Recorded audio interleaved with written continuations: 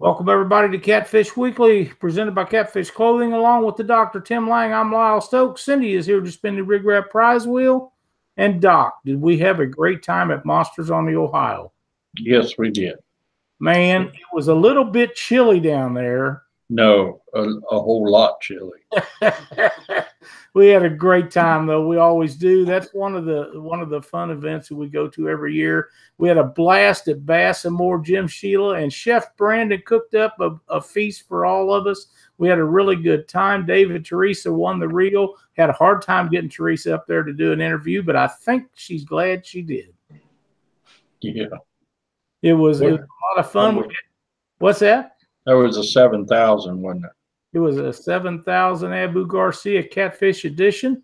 We had, hey, Sonny, how you doing? We had K-Bug Clark on with us. That was one of my favorite interviews that we done down there. K-Bug done an outstanding job. She's such a sweet little girl. I enjoyed that very much. And I didn't get in on any of the interviews because I was listening to my grandson, who was playing on television, was playing football on television that night. So that's the reason I wasn't involved in any of the interviews. And if I'd have got a chance to watch Josh play, I would have been watching right there with you. I didn't know that was going on. You didn't tell me. I would have loved to watch Josh play. If it wasn't so far, I would come over and watch him play. But I hate to go over there so far to make that trip. Man, oh, man, that's a long haul. But Josh is such a good boy. I would really like to see him play sometime. And if his team gets in the playoff, I may have to talk Cindy into making a trip over there. Bo Blackman, it was great to see you and your lovely bride. You guys done a great job, her catching that fish, and I know you had a blast the whole trip you had on your honeymoon. Man, it was a great time down there. We had some good food, some good eats, seen some of the great people in our sport like we always do. One of the greatest gathering places that we get together with people. Mississippi River Monsters is a lot of fun. We see a lot of people there. Monsters on the Ohio. Everybody goes to Bass and More. We have a good show down there every year. This was our 5th year for doing live shows out of Bass and More. What a great fun deal that is. The next big time that we'll all get together and have a blast will be at Winter Blues on Wheeler. If the guys that are planning on being at Winter Blues are not signed up, they need to get a hold of Jody and Daniel and get signed up for that. That will be in January, and we need to get everybody signed up for that because it is going to be another big time down there. 2 teams, Doc, finished with over 100 pounds. That's big weights for that part of the Ohio River. Unfortunately, yes. Yeah, big weights. Big weights. So it was a great time. It used to be a lot better years ago. But it did. I mean, there ought to be the top 15 teams ought to be over 100 pounds there. Yeah. That's the way it should be down there. There was a time when that's the way it was, but not any longer. It's going to take a lot to get things done. They just don't seem to be interested in worrying about that. They're more worried about the Asian carp. And to be quite honest, they should have been worried about the Asian carp 30 years ago instead of now.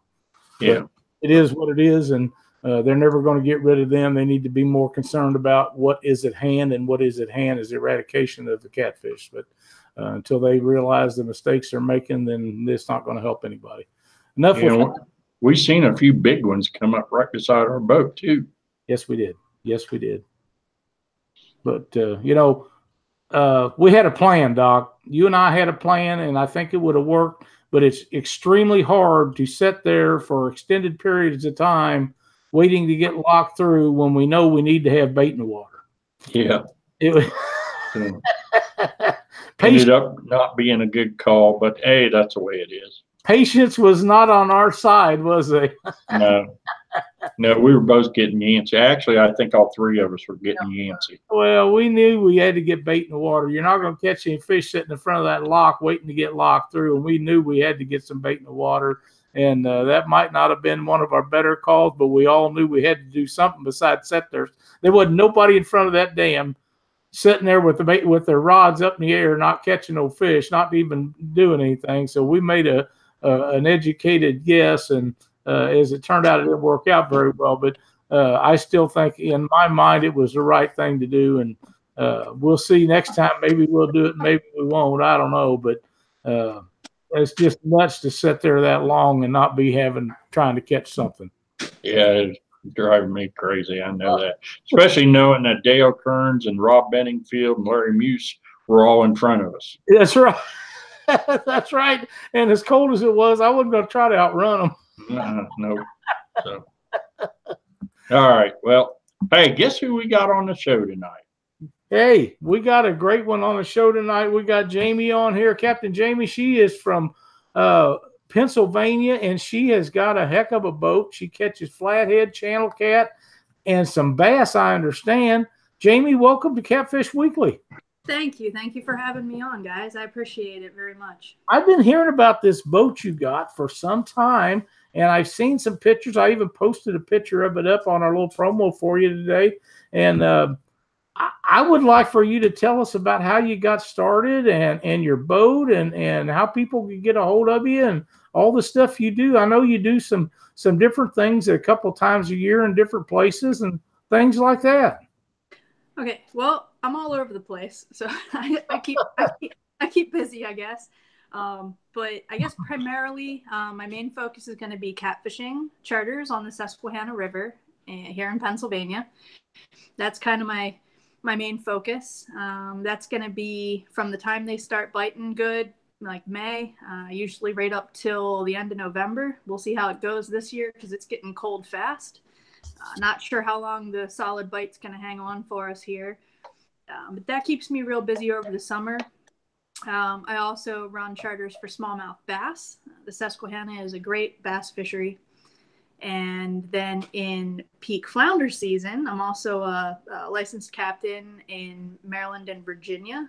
So I do run trips out of the Chincoteague area for flounder in April and May. And then 2 weeks I set aside for very limited offerings of shark charters in Chincoteague as well. So the warmer months of the year, we'll say, I'm very busy. Awesome. Awesome. The boat. You asked about the boat, right? Sorry. Right. Yeah. So the boat is not really an easy answer. My boat's 24 feet long. It started as a Sea Arc 2472, just a basic John on steroids, just an enormous John boat, basically. Because I looked into having a custom 24-foot boat built with a open floor plan, but at the time, no one local at least was able to build one that big. So we bought the Sea Arc, and then we kind of used that as a canvas to build the floor plan and layout that I wanted and needed for the business. So for me, it was important to have a wide open floor plan, something convertible, removable, so to speak, that I could take people out that might have disability or, a wheelchair or assistance device, something of that nature, and that I can accommodate anyone regardless of their ability, anything. Anybody can go out on the Mad Catter. That was very important to me in the boat build. Of course, it would be easier a lot of times to have an 18 or 20-foot boat for some of the launches around here and some of the areas I want to fish, but the trade-off was being able to accommodate everyone and larger parties of 6, or a smaller boat and having to not be able to accommodate everyone. And I went with the first one. So lots of custom work in the boat, more custom work than what the Sea Arc cost, actually. But, it's perfect for what it does. Good deal. I know a lot of people pretty wild about the boat and the pictures I've seen of it. Now, you do a lot of night fishing. Yeah, pretty much all our catfishing is at night. I mean, occasionally we'll do an afternoon or a morning trip, but most of the flathead and channel trips I offer are at night, like from 7:30 to midnight, somewhere around there. Awesome. Are you doing live bait or cut bait or both? A little bit of both. I am actually a big fan of cut bait, but it's got to be fresh, not frozen, just fresh, like it comes out of the live well swimming, cut it in half, hook it, and send it out there. For larger baits, sometimes I'll cut it into strips and fish it almost like a fluke, which I don't know if anybody else does that, but it works for us. But I fish a lot of cut bait, and then occasionally, live bait as well. You got to put it all out there and see what they're hungry for at that exact moment. So now, are you using bluegill style bait, or are you using shad or skipjack? What kind of bait are you using? mostly up here, it's going to be bluegill, fall fish, creek chubs, sunnies, stuff like that. Okay. All right. Doc, have we got any questions coming through chat yet for Jamie? Yeah, I saw a couple, and then it was rolling so quick that I missed them. That happens with 150 people in chat. Oh, so Sonny Parker wants to know how much for a full day of flathead fishing. You'd be looking at $575 would get you out there with me for the whole day, night, whatever you want, day or night, and that would include everything to do the trip. So $575, and you can put 6 people on my boat. Okay. Team Wampus wants to know. Oh man, it was right there. Where'd it go? Oh, how do you hook your live bait? Live bait, I'm going to hook just behind the dorsal fin. If it's a bluegill or a sunfish, one of the flatfish varieties, panfish.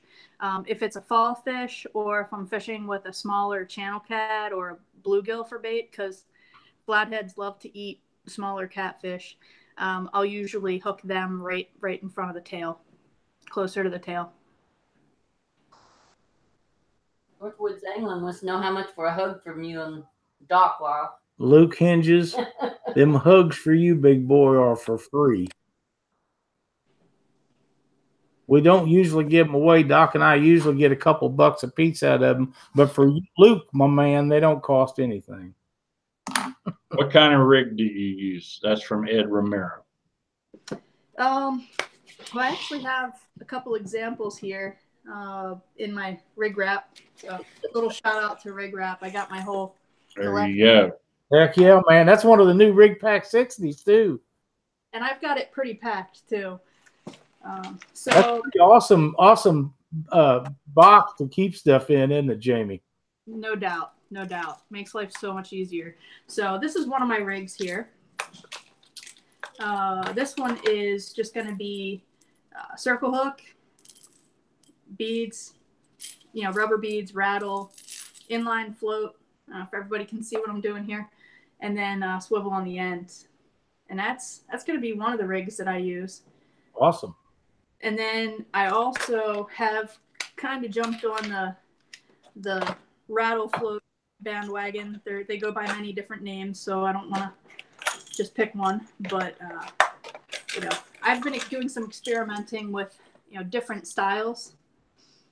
Actually getting them blank and then painting them. This one, due to its shape, seems to have a little bit better results in slow to no current.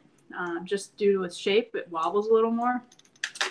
And then of course you've got your classic originals. And then these are the other ones. These are the other ones that I make here. So, Breakline Charters colors, pretty cool. Green and black. But yeah, the rig wraps, they're awesome because they fit. Like you could do this one and you can fit 3 in there, no problem. That's my favorite one right there. They're so nice. But yeah, so that's kind of my rig.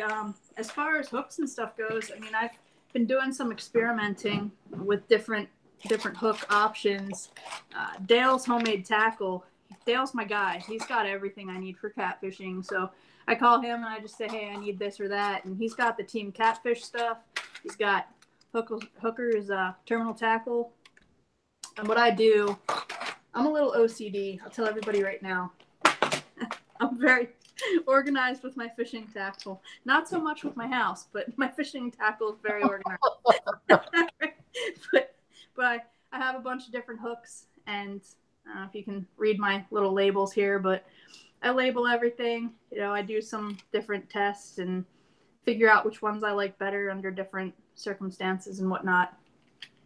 One of my favorites that I'm really taking a liking to lately is the Mad Catter 8.8. This is an awesome hook.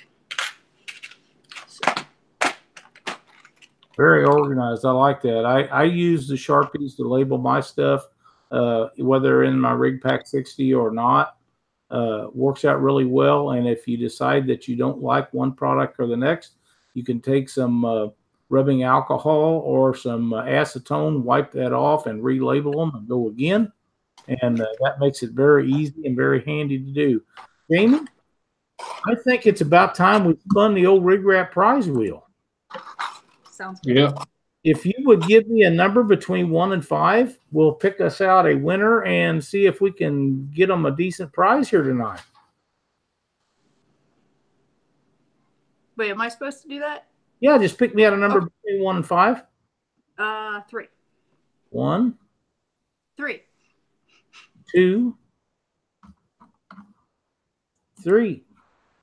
And the winner is Keith Smart. Congrats, Keith.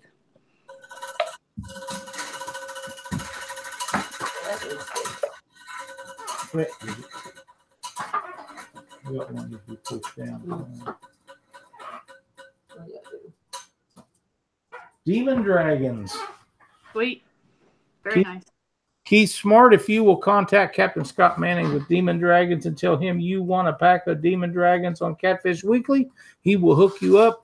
Scott has been a supporter of ours for a long, long time on Catfish Weekly, and they're a great product. He will hook you up with those, and you will love them. They're a great product. We use them all the time.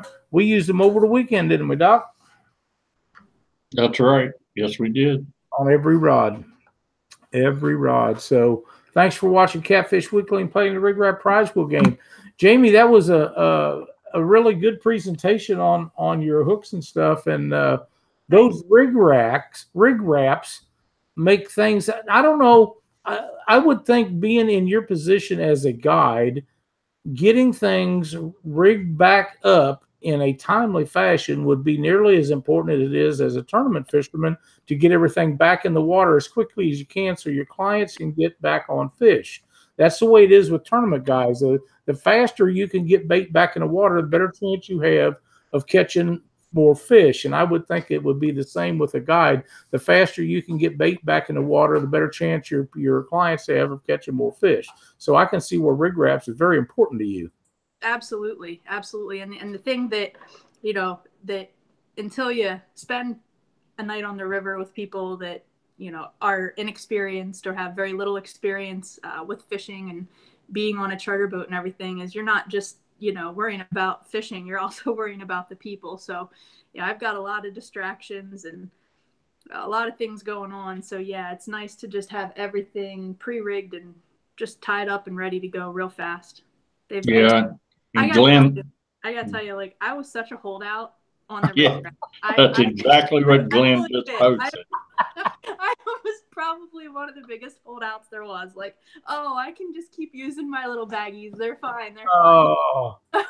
I know, it's kind of embarrassing, but I used the baggie thing for a long time, but then they'd get a little bit of moisture in, everything would rust. That's right. And then whenever Glenn was doing his special earlier this summer, you could pre-order a pack, and I regret holding out as long as I did. So they've been great. Rig Wrap is awesome. So my only regret is not doing it sooner.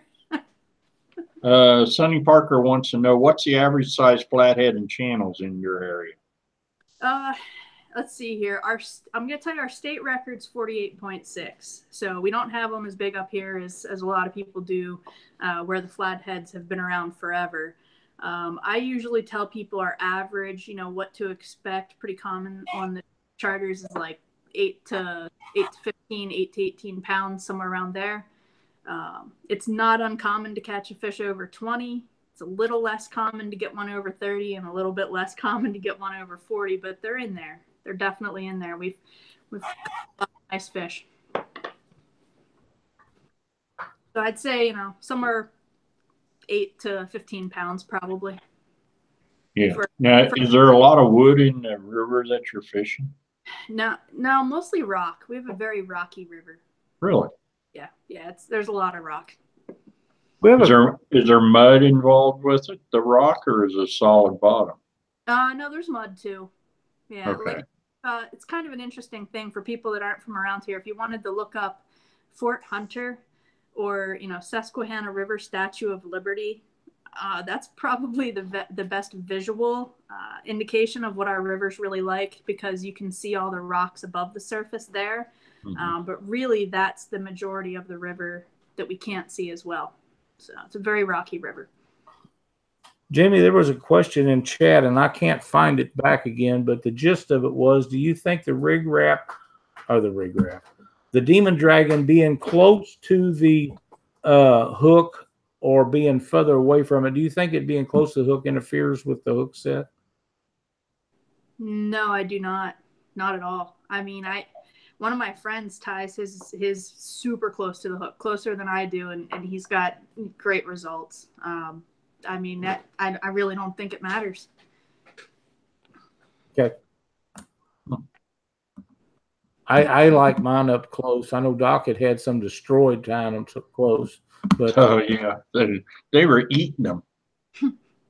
I mean, they had them sucked down their throat, and they got them in the rakers and just destroyed them. Yeah, well, they will. I mean, they'll strike at floats. Like, whenever I use these on the rigs that I just have the Versa rattles on, I mean, they'll attack this sometimes. They won't even go for the hook end, so. Yeah, I don't think they're deterred away from them. I don't think they'll, they might crush one, but I don't think it'll hurt them at all. No, electronics. No. Okay. What kind of electronics do you use? Hummingbird. Oh, yeah. Bird is the word. That's right. I agree 100%. And the new ones are so much better. It's like all of them, though. Every year they get better and better. I don't care what brand it is. I am a bird guy, but the new ones of every brand, every year they upgrade. They get better and better and better. You can't bring a new one home and it not be obsolete the next year. It's a crying shame. It's good for everybody that gets a new one. They just get better and better.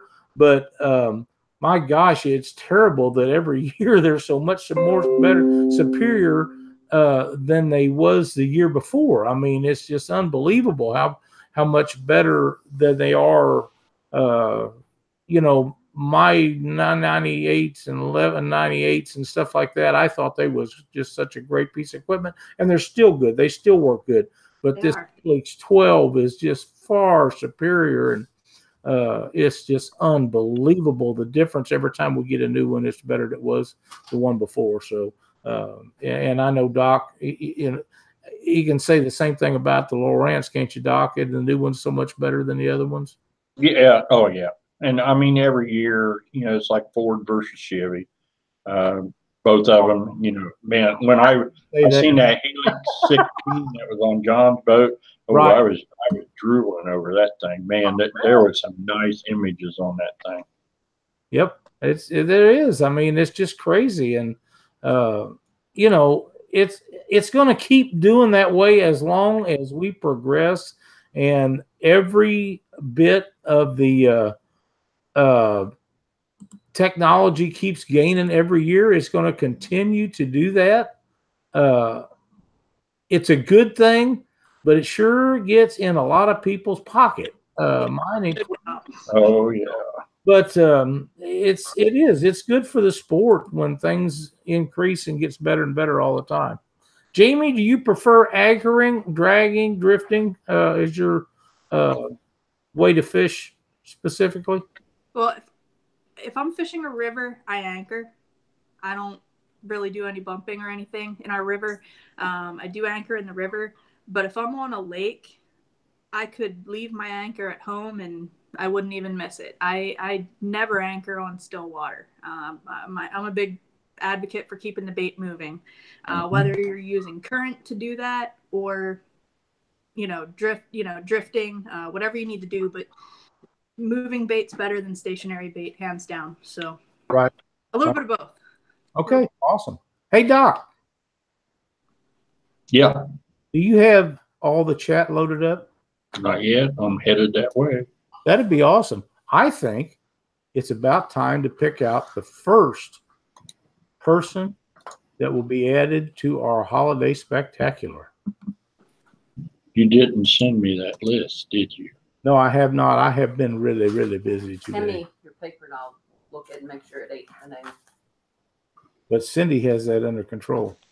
Okay, got it. You got it. And the winner is Catfish Bill, 66. Catfish Bill, 66. You are the first person tonight that will be entered in the drawing for the Holiday Spectacular, and I will send you out a prize from Rig Wrap. Thanks so much for being in our chat tonight. And this, how many does that make? 7? 7. You are the 7th person to be in the drawing for the Holiday Spectacular. Awesome. Congratulations, Bill. Thanks for watching our show, and thanks for being in chat tonight. And while we have the chat loaded up, Jamie, was there something that you wanted to? Yes, there is. So Dale from Dale's Homemade Tackle wants to give away a $25 gift card. So we are going to do that. Awesome. Dale is such a great guy. Doc, let's do that. Jamie, pick out a number between 1 and how many, Doc? Wait a minute. There's a bunch of people just jumped in here. Well, let's get them all. Look at my hat, Doc. Yeah, I seen that. Awesome. Yep. Okay, let's see. 1 through 87, Jamie. A number 1 through 87. 74. 74. Cliff Miller. Cliff Miller, my old buddy from up in Illinois, Iowa, right in there, right on the line there somewhere. He's a great guy. Cool. Congrats. And what is that? A gift certificate? It's a gift certificate to Dale's Tackle. Cliff Miller, my man. Great And fish. I'll tell you what, Cliff. Hey, Cliff. So I don't know if you've ever shopped at Dale's, but he's got everything. He's got Slime Line, Big Cat Fever, Drifting Stick, Team Catfish, Hooker's Terminal Tackle, and he makes the best lead I've ever seen. Guaranteed to sink. Guaranteed to sink. Oh, man. Cliff is a hoot. He's a good guy. I think the world of him. I'm glad that he won something. He watches our show just about every Monday night, and he's a really, really cool guy. Heather, if you're watching at the bottom of the screen where it says 153, that's the viewers at present time. That's not the people that's in chat. I don't believe you can see the people that's in chat. You can only see the number of viewers in there.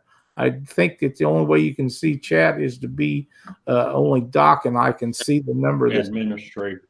Yeah, you have to be an administrator. I think that's just the number of people that's watching at present time, and that number changes about every 10 seconds. At least on my screen it does.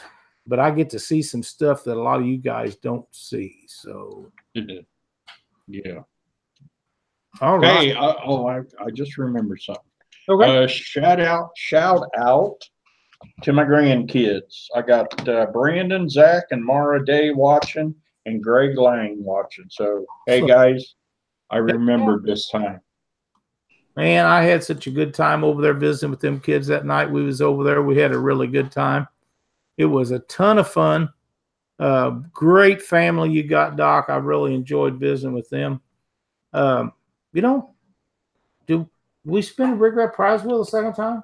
It's 8:30. Yep, it's time to do it. Time to go. Jamie, have you got a number picked out between 1 and 5? 2. 1. 2.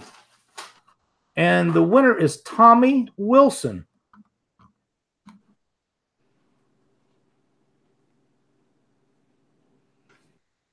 Let's see what we can do for Tommy. I'll spin the wheels off of it.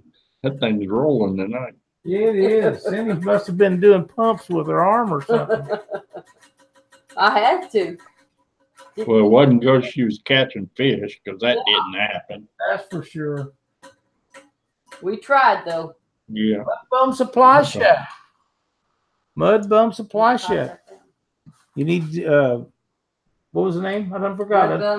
Tommy Wilson. Tommy Wilson. If you will contact Mud Bum Supply Shack, I will also give them a message tonight and tell them that you won on the Brig Rat Prize Wheel game, and they will hook you up with some great prizes from their, I believe it's a gift certificate from their store, and you can collect it with them. I will send them a message tonight with your name on it, and they will be prepared to hook you up with their prizes. Thanks so much for watching Catfish Weekly and playing the Brig Rat Prize Wheel game. Another great sponsor we have, Doc, to our show.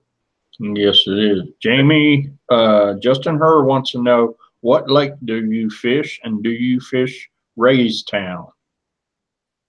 I have fished Raystown mostly for bass. I used to be in a local bass club, and one of our tournaments was there, but I don't catfish Raystown.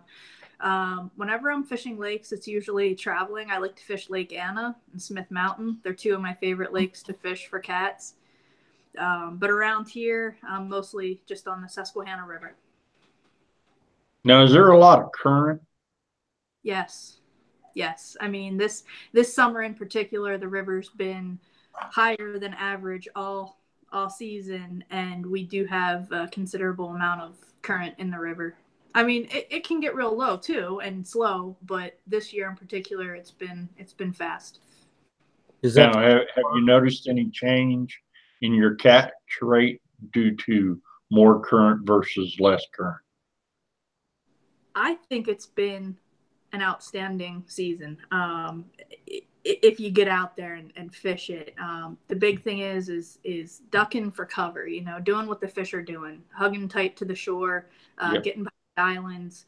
But the big issue is, I mean, when I say high water, I mean, we experienced some really high water, some damage around here that didn't really make national news, but for us locals, it was some towns got wrecked. I mean, it was some unusual rain around here anyhow, and it did actually keep people off of the river for a while because the ramps were just, every parking lots, roads, highways, everything was underwater. The river was inaccessible.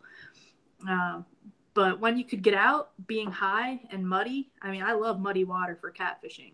Some people see a really stained river, they're like, it's not going to be good. That's some of my favorite fishing is high and muddy. So I've liked it. Hasn't always been easy. The big thing is the fluctuations. We'd go from having, if average is 3 feet, 3.5 feet for this time of year, we'd have 10 or 9 feet, and that's a big difference. So you're fishing, 5-6 feet higher than average. So your flow is really increased, but then, a week later it's back down and up and down. So that's whenever it got really tricky. And the only way to really stay on top of it or attempt to stay on top of it was being out there all the time. And I think that's where I definitely have an advantage being full-time, not having another job. I can be out there, whether I'm booked or not, I'm on the water, just trying to keep up with the changes so that whenever I am out there with clients, we have good success.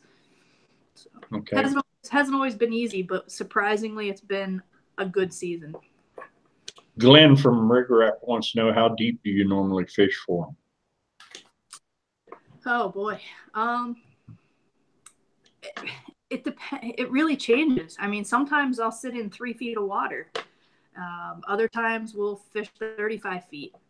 So kind of all over the place. It really depends on the clarity, the water temperature, time of day. There's so many different things that can influence, how deep a water to fish in. But did a lot of, like I said, a lot of ducking for cover this year. Fished a lot behind islands, in current breaks along the bank, things like that, where it is usually shallow or, top-sided with land that was underwater because of the flooding. So this has been an interesting year. So with now you were saying that mainly rocking, so it's no problem hooking an anchor up. No. I mean, my boat, like we talked about, my boat's large and heavy, and till I get 6 people in it and myself and giant coolers and whatnot, it's a lot of boat. But I use a standard 30-pound river anchor with about 10 pounds of chain. So it's a lot to pull whenever you have a big boat attached to the other end of it. But I'm no weakling. So looking for Sonny Parker wants to know how you got started.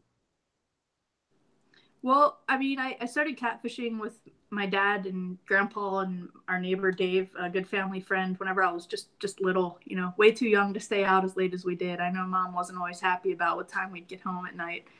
But we'd go to this place called York Haven and Bruner Island, which locals know very well. Used to be able to bank fish at Bruner Island, and that's pretty much where I grew up. Bank fishing for cats, and we'd travel all over the place and fish for whatever. And then a few years, probably like 2009, 2010, I started a bank fishing club that was totally free. You just got in touch with me, and I had all the chairs and rods and bait and lanterns and stuff. Just gear I had accumulated at yard sales for next to nothing that I could just get people out on the bank and teach them how to catfish. And that was kind of what got me started with wanting to be a guide. I realized that, you know, seeing people's reaction to catching their first catfish and helping them make that happen was really fun and satisfying for me. So after that, I was like, I wonder what I have to do to do this. And I already had a boat because I fished bass tournaments and whatnot. I sold my bass boat and got my first guide boat, which was a low roughneck, an 18-footer. Promptly got rid of that because I needed to go bigger, because that's what you do, right? Whenever you have a boat, you always have to go bigger. Yeah. That's right. Go big or go home. But I think the bank fishing club really kind of planted the seed for what I wanted to do, and it definitely hasn't always been easy, you know, to get 8 years in where I am now. But I wouldn't change any of it, because even some of the tough stuff, the hurdles, everything got me where I am. Sure. Oh. The other thing is the river you fish, is that tidal water? It is not. Okay. Well, not where I'm at. Not up where I am. Okay, the tidal water thing, I see those guys fishing that and talk to several of them out there about that, and that absolutely has got to be a different, completely different thing than anything we've ever in the Midwest ever been around. Well, a couple weeks ago, we went down to the James River and we did some blue cat fishing, and that is tidal, and it was. I'm kind of used to dealing with tides because of the chartering down on the bay. You know, you'll anchor up for shark, and you know, a few hours in, your boat will be facing the opposite direction because the tide changes and you have to change everything around. But it was different on the river because they had, you know, the storms and flooding and whatnot. So there was a lot of debris, and that debris is like perpetually stuck because the tide pushes it out, but it doesn't quite get out the whole way. And then the tide pushes it back in. So I was talking to some people down there at the marina, and they're like, we've seen the same logs every day for the last couple weeks. The debris can't seem to make its way out. So, you know, you're dealing with debris going in both directions, current going in both directions, varying currents. It was pretty neat. I enjoyed fishing it, but it was definitely different than just being able to anchor up in a river that just goes one way all the time. Absolutely. I don't know. Sometime we're going to make it out there and do some of that stuff, but that's different. We don't have any tidal water in the Midwest, and I'd like to experience that sometime. I just think it would be something interesting to see. Not that I want to learn to do it, because I feel like that's definitely going to take some time to figure all that out. But being around it and seeing how it operates and works, I think would be extremely interesting to try to figure out. All right. Anything else going on in chat tonight? What's her favorite bait? I think fall fish is probably my favorite bait. What is a fall fish? It kind of looks like an oversized minnow. Creek chub. Oh, okay. Yeah. Okay, yeah. They're silver. Okay. Braid or mono? Wow, that's such a debate question, right? Yeah. So I use both, but for catfish specifically in the Susquehanna River, I am all mono. Oh, here we go. Brought a real combo. All right. Okay. So hear me out. Hear me out. All right. All right. So if you have braid, right? Your braid's like, well, let's go with 80-pound braid. All right. What makes that braid strong is all of its intertwined wrap, right? So if you take that braid and you rub it against a rock a few times and you break a few of those strands, all of a sudden your 80, it doesn't just taper down gently. Your 80 becomes weak very quickly, right? Would you agree? Yep. Once you break a few of those strands, you're pretty much out of luck, right? Where with monofilament, and especially some of the more advanced ones, like the ones that I use, slime line, for instance, the way it's made, it's going to be more resistant to that abrasion. You can take a piece of mono and slide it across that same rock, and due to the plastic and the lubrication, the plastic, it's going to slide over and get less abrasion. So that's why I'm all mono.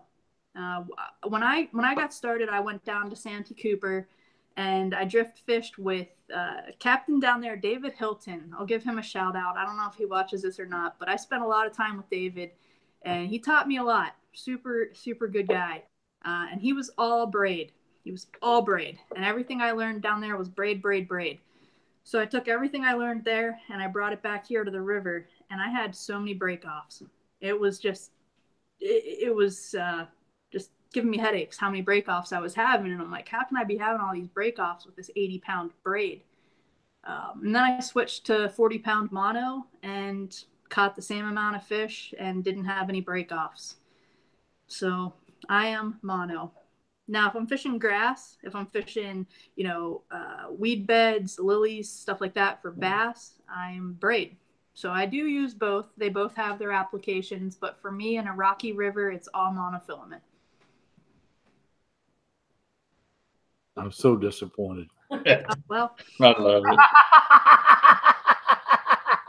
I can't go back to monofilament. I can't stand stretching a line. That's the fastest thing. You get something thrown out of my boat if it stretches. I can't stand that. I don't have break-offs with braid. I just don't. I mean, we fish rocks and everything else. They don't break with me, and I can't not stand stretch in fishing line. I hate it.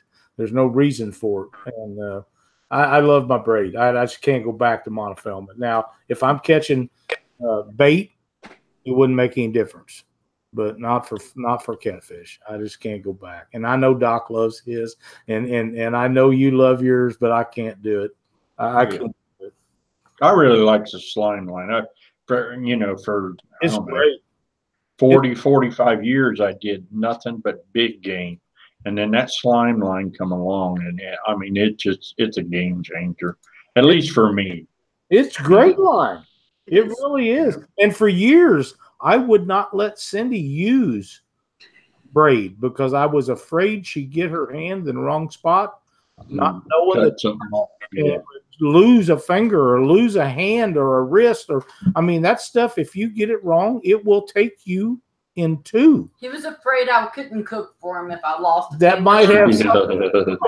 But the end result is you got to, whether it be Cindy or Doc or Jamie, or it doesn't matter who it is, you have to know that they know what damage can be done. You have to be able to trust them well enough to know that they know what can happen with braid line. And until they get to that point and you're confident that they're not going to get hurt with it, you can't take that chance. And as much as I've used it over the years, every once in a while, I still think, oh, you're in trouble. But I don't do it. But it can hurt you and it can hurt you bad, where monofilament is a lot more forgiving in a lot of instances. And there's some people that probably should never use braid. But monofilament can get you too, but not nearly as bad and not nearly as fast. So there's times when you should be using monofilament and should be using braid. I just like the no stretch part of braid. If it ever burns me and gets me, if it ever cuts a finger off or down to the bone or something, I'll probably give it up. But until it does, I like the no stretch, and I can't go back. But it is what it is. Everybody's got their preference, but the doctor had a lot of fun with that. In the we had a lot of fun with that. We do have a lot. I mean, I think back in 1995, 96, I believe, is when Power Pro came out. Yep. And Lynn and I went to it, and we tried it, and that didn't last very long. I ended up giving the whole spool to my son Larry, and that's all Lynn would use was nothing but mono, and because we fished for a lot of flatheads, and they were always getting caught in the wood, and we would wrestle them back out of it. So. Mm-hmm. Well, I just want to show you guys I'm not lying. Like, I definitely do use braids for some things, but not many. So I love it. So this is 50-pound slime. This is what's on my shark setups. All my catfish setups have slime line, but this, where is it here? This one. This is one of my line counters. This has braid on it. This is one of my trolling setups. So it really depends on the application. And I don't mean trolling for catfish. I mean like striper. But even then, I'm going to use a little bit of a mono leader.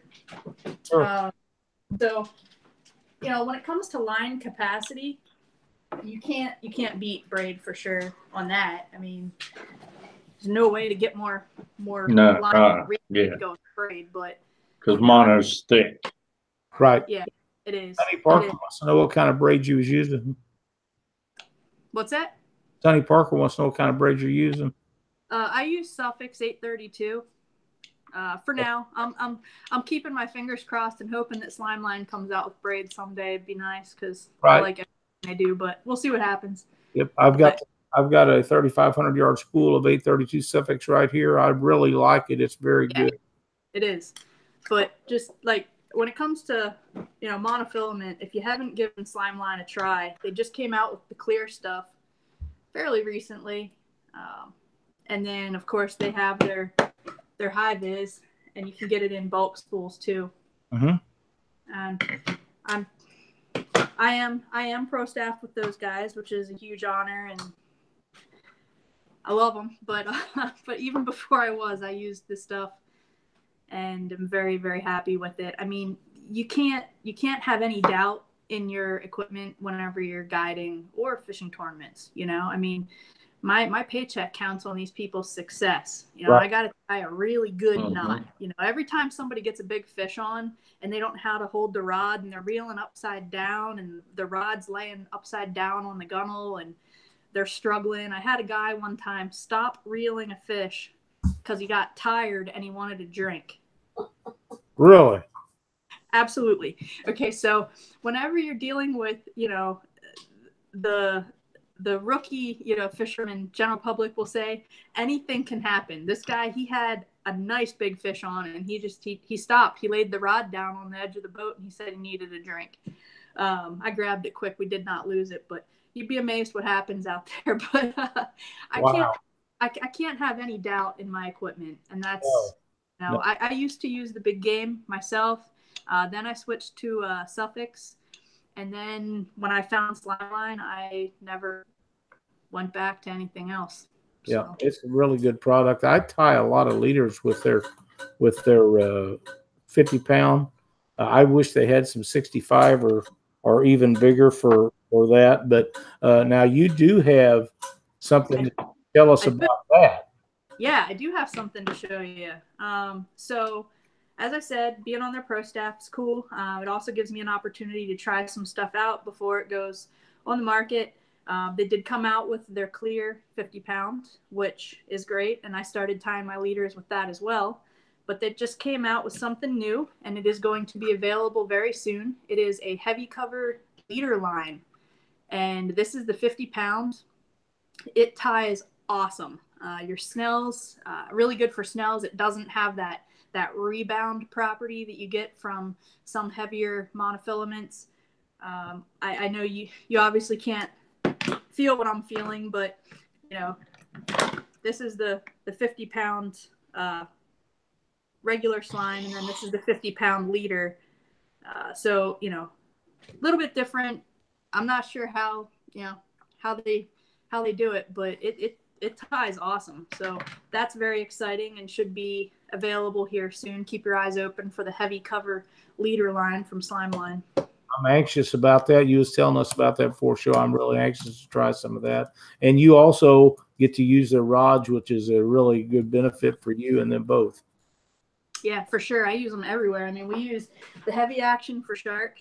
And actually, if you want to see a cool video sometime, you can go to my YouTube channel. We caught a 300-pound shark on the heavy action Big Cat Fever. The bend in the rod's gorgeous.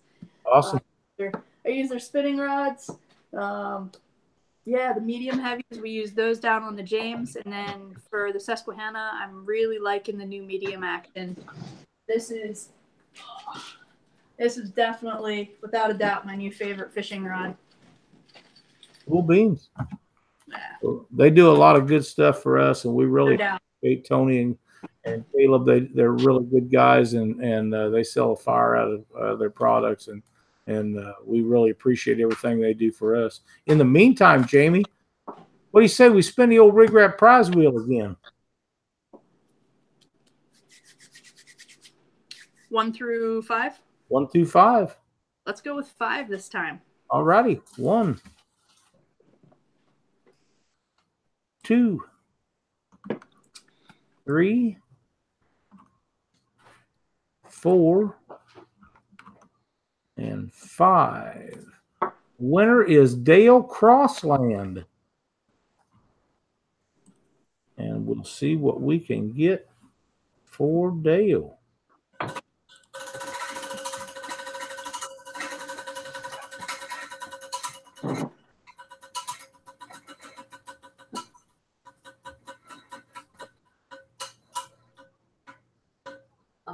Offshore tackle.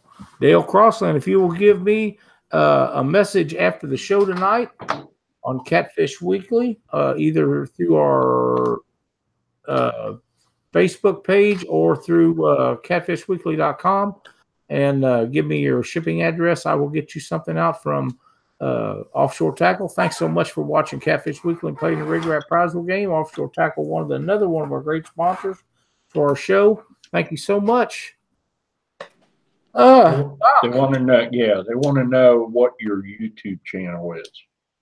Breakline Charters. BREAKLINE Charters. Just like behind me on the wall. Don't know if you can see that, but that's my YouTube channel and Facebook and Instagram.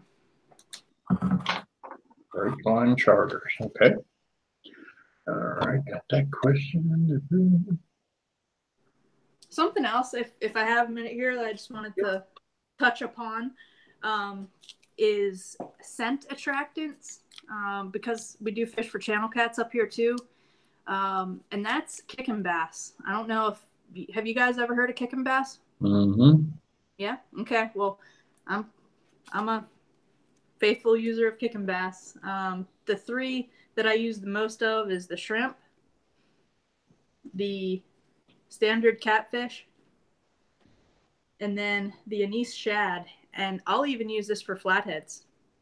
This anise shad is money when it comes to catching fish. It works for bass, channels, flatheads. A couple drops will last. It's all natural. Unfortunately, once it gets in your clothes, it doesn't come out so well, but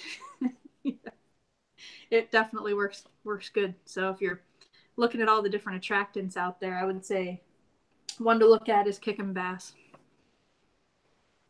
Yeah, I saw some of that stuff on the shelf in Jim's store. Yeah, it's all natural, so it's actually fish oils. It's not chemically derived or anything, so it's safe for the environment, safe if you get it on your skin. You're gonna smell bad. You're gonna smell for a while, but it definitely it works. These are bulk bottles. Usually it comes in a smaller bottle, and then I'll put it actually in like one of those little travel pump things you can get at like Walmart, like in the travel section, like $1 a piece. Because one spritz on your cut bait, and it definitely makes a difference. Especially, I was saying earlier how muddy the river's been this year. If it's really muddy, I definitely put a little bit of that on there because it's going to be hard for them to sight feed. They're going to be more going by smell. So. All right. I'm checking the chat here, see if I missed anything. We got her YouTube channel. We got her website. Someone asked prices. Oh, prices on your guide trips. Did we go through that? Somebody's asking again. Maybe we need to go through that again, Jamie. Well, the easiest thing to do is go to my website, breaklinecharters.com, because I offer so many different trip options between the bass, the catfish, the shark, the flounder. Like I said, I keep busy. But the catfish trips for the first 2 people is $375, and then it's just $50 each if you want to add some more. Kids are always free on all of my trips. I have 4 myself, so I know what it's like to have a big family, and I know how expensive family outings can be. So if your child is under 16 and the state doesn't say they need a license, then I say you don't need to pay for them. And that's my call. But I really encourage getting kids out there. And yeah, I don't know. I like kids a lot, so. That's pretty cool. No excuse to leave them at home if they're free, right? That's exactly right. And we got somebody new in the show tonight that wants to know where you're located. I am located near Harrisburg in Pennsylvania. Okay. Oh, she's not very far from me. Really? Where are you at? Springfield, Ohio. Okay. What was that, Cindy? Where do you get the bait enhancer? Oh, where did you get the bait enhancer? You can get it at Bass Pro and Cabela's. Actually, Cabela's, just with the big buyout and all that stuff that happened fairly recently, they have been adding it to their shelves big time. So if you don't see it in your local Cabela's or Bass Pro, ask for it because it might be on the way. Okay. And the other place you can go is right to Kickin' Bass website. Yeah, Bass Pro and Cabela's should have it. And there's a scent for everything. I mean, they have a walleye one, they have a trout one, they have a crappie one. Depending where you're from, crappie or crappie. I'm a crappie, but What's yeah, your typical season? What's that? What's your typical guide season? For catfish, I'm going to get started usually in May and run up till the end of November, temperatures permitting. Okay. So right now, what's the water temperature on the river there? Let's see here. We have some warm water discharge factories that can really affect it, so it depends where you're sitting. If you're above the factory, it can be 10 degrees colder. So I'd say between 60 and 70 degrees, depending where you're sitting. Yeah, I think that's what the Ohio is running right now. I know when it rains in Pennsylvania, it takes 3 days for the water from Pennsylvania to get down to where I'm at. And then it takes another 3 days to get down to where Owensboro, where we were at this weekend. All right, so next time one of my clients drops my fish grips over the edge of the boat, I'm going to tell you to be looking for them in 3 days. Okay.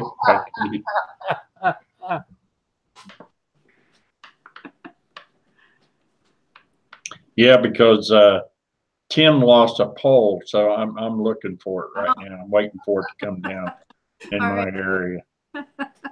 Good luck with that. Yeah.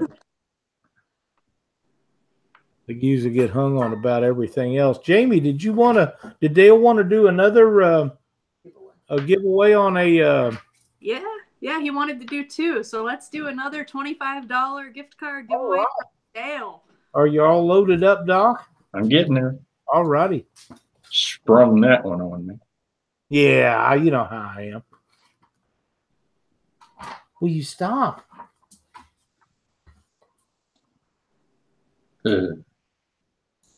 And the winner, come on, randomize here. And the winner is Brian Wagner. Brian.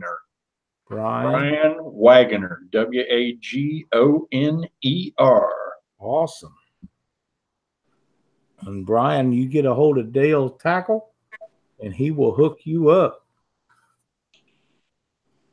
While you're at it in there, Doc, what do you say we pick out our second winner for the Holiday Spectacular? All righty, let me get it here. And the winner is Junior Proctor, Blue Dog Fishing. All right, Junior Proctor, you are the 8th person for the Holiday Spectacular. We will add you to the list, and I will send you a prize out if you will send me your shipping address after the show tonight. Thanks for watching Catfish Weekly and being in our chat tonight.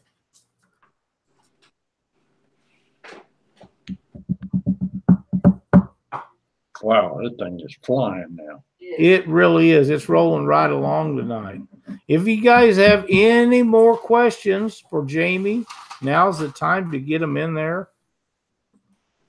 It's been a really fun show with her tonight. A lot of information. And she fishes for the fish that I love to fish for. Flathead catfish. She does a lot of channel cat too.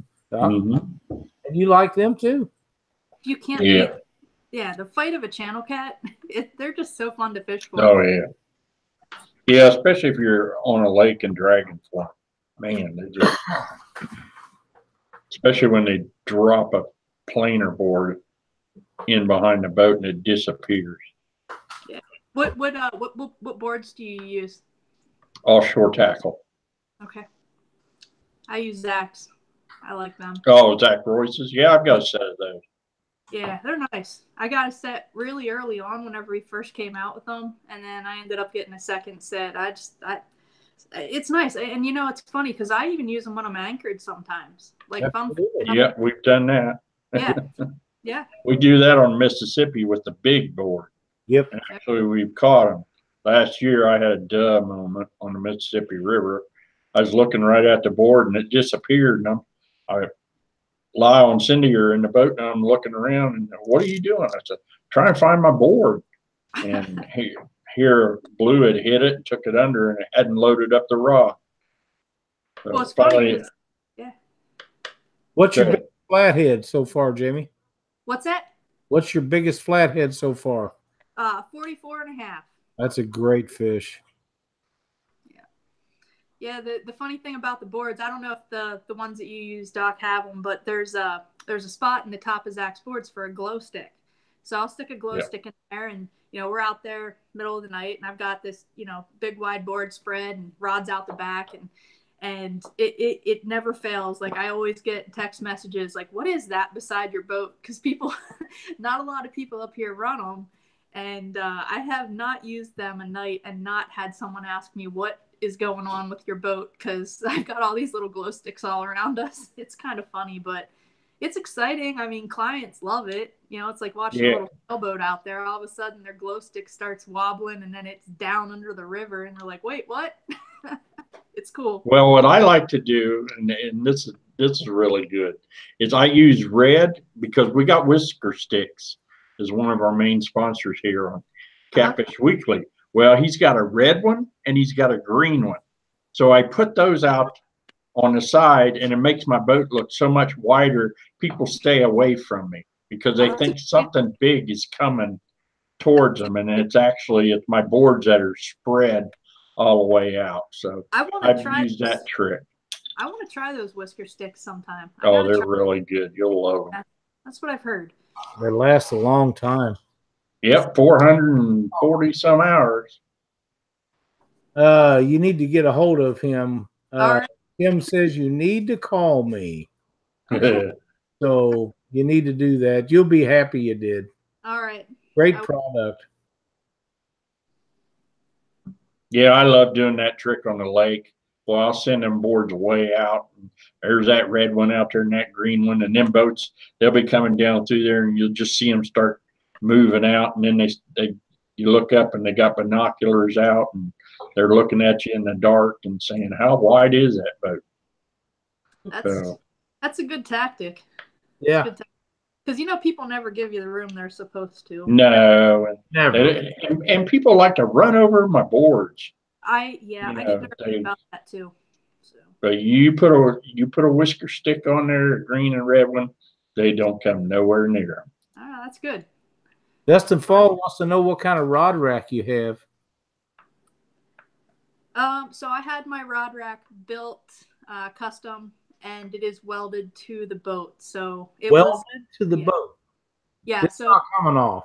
It's not. No, you could probably lift my boat by that rod tower. Wow. I've never heard of anybody welding one to a boat.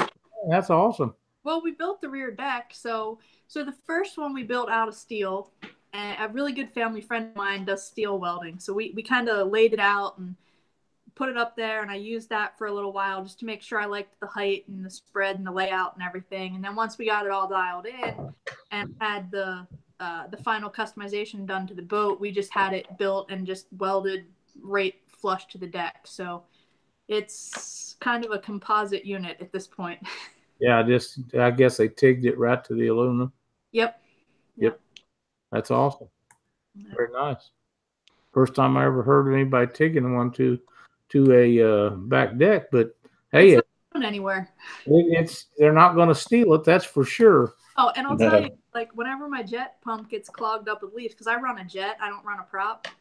So like whenever my jet gets clogged up with debris and I have to climb under the rod tower to unclog my jet, and then whenever I climb back through and I hit my head on my rod tower, I tell you, the rod tower does not move at all. I crack my head good on that thing every time. You carry a rake to unplug that jet? Well, I do have like one of those 3-prong like little garden rakes. Yeah. That I can use to, but it's still pretty far away, so I still have to kind of hook my toes on the transom. It's quite the scene. It's never fun. I've seen guys in Missouri have those, and they've had them sucked up in there so tight a rake wouldn't even unplug them. I pulled a guy in one time for that. That was the last time. He said he done it his last time. He was taking her right to the dealership when he got done that day, and he was trading her off. He'd never have another one. The issue is with up here, I mean, you could run a prop in a lot of places, but jets are definitely handy. We're so rocky, and sometimes you just don't have much water to work with. And it's just, I mean, but there's definitely trade-offs. Like there's this one lake called Blue Marsh, not too far from here. And I like to troll there, or slow drift or stroll or whatever you want to call it for stripers and bigger largemouth, and I can't do it in fall because the lake's just coated in these leaves, and you're trolling along slow, oblivious, not going on. Then all of a sudden you're overheating and losing power, and So, and the other thing is, whenever it's cold, whenever it's really icy, you got to watch running a jet, because your jet pump internals will freeze up before the river will, and that can lead to even bigger problems. So I wouldn't like that. So as soon as there's ice on the river, that's whenever I call it. I don't go out breaking ice. Yep, I wouldn't either. Well, listen, Jamie, thank you so much for spending your Monday evening with us. We appreciate it very much. I think I had a great time, and great show. It was a really fun show, and you guys that are looking for a great guide trip out in Pennsylvania, call Jamie up and give her some business, man. She can put you on some flatheads and some channel cat, and if you like to catch smallmouth bass, she'll do that too. Harrisburg, PA, right? Yep, right, real close to there. Now, it depends what we're fishing for. So the smallmouth is definitely better on the northern branch, where the catfishing seems to get better the further south you go on the river. So I do have to adjust our launch point based on species and time of year. But yeah, they're all based within, I'd say, an hour of Harrisburg. Awesome.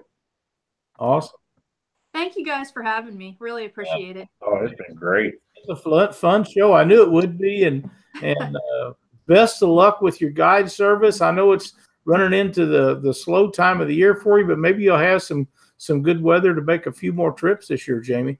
Yeah, I'm hoping to run right through the end of November, and as long as the river doesn't freeze up, I'll continue smallmouth straight through. Smallmouth bass will keep eating the whole time. But if it does freeze up, I hate to say it, but my biggest passion is probably ice fishing. So I really look forward to. I know. I probably lost you guys there, but I love ice fish. So whenever the lakes freeze up enough, that's where you'll find me. Us full-figured guys, Doc and I are pretty full-figured. We're probably not going to get out on the ice. Well, I'm pretty full-figured myself, but I just wait till it's thick enough. We got a guy wanting to know what your YouTube page is again, Jamie. Breakline Charters. Breakline Charters on YouTube. All right, Jamie. Thanks again for coming on the show. Yep. Let's make it a plan to get you back on here next spring and see if we can find out how things are going from you then. That would be super fun. Thank you. Look forward to it. All right. Bye, everybody. Thank you. All righty. Thank you. Great interview, Doc. She was a great guest. A lot of quality information. Seems like he had a lot of fun. I know I enjoyed her very much. And she fishes for flathead. So yeah, I knew you was going to love that, man. I like my flatheads. I know you do. How about a Doc's tip of the week tonight? All right, Doc's tip of the week. I lose things on the river like crazy. As everybody knows, last year I lost a Leatherman that I've had for years. And so, fish grippers, you have a tendency, I know a few people that have put fish grippers in a fish's mouth and they've dropped a fish. And they've lost a grip or they've dropped a grip. Well, what I do is I put like these shark floats on them. Now, for this grip that I've got, it takes 2 of them to hold it up and to make sure it'll float. And I've tested it. I've dropped it in the lake, made sure it would. I had one on here, and then I realized, hey, I don't know if it guarantee I would get it back. But if I drop the unit and a fish is still attached, at some point he is going to bring these 2 bobbers back up. All these are shark bobbers. I get those at Bottom Dwellers, and not a whole lot of money invested in them.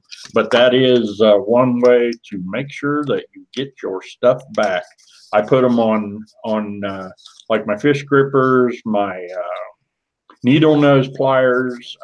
I've even got a set of on my ceramic scissors that I get from Glenn and Rig Wrap, just because I don't want to lose the stuff. So that's Doc's tip for the night.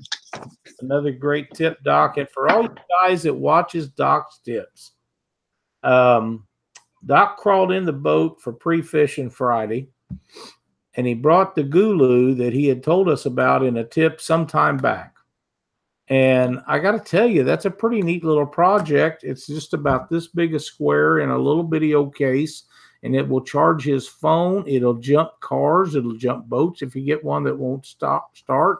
It's got all kinds of little attachments, and it's about, am I about right, Doc? About this big by about thick? About 10 inches by 5. It's real small. It's not very big.